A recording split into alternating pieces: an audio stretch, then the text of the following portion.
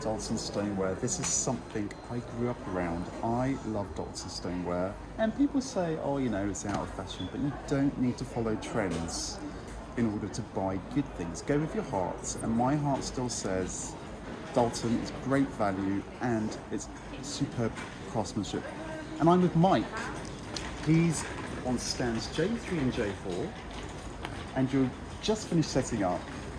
Got 2 days ahead of you, and there's a couple of pieces that I've seen that I've never seen before. And the first one is this clock.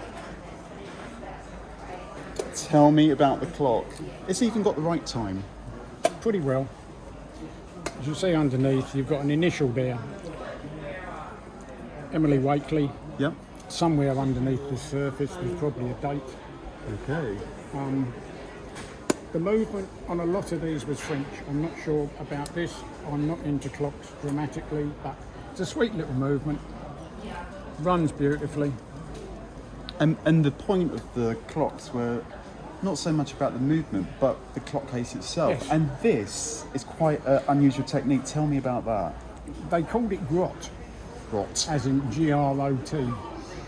And the surface was made by shredding, smashing up pots that came out the kiln that were damaged. And rather than just waste them completely, they crushed them up, turned them into like a gravel effect with the different colours in it. And you can see there's gilding mixed in there, so some of the vases probably had gilding surfaces. And then they literally just plastered the outside of the clock with it.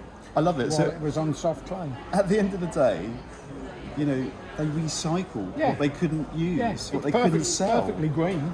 They were recycling in the 19th century, and that's what antiques are all about, aren't they? They're buying things that have been already made. But the whole stand is pre-1956. All of this lot is pre-1956. So, as you say, it's recycling.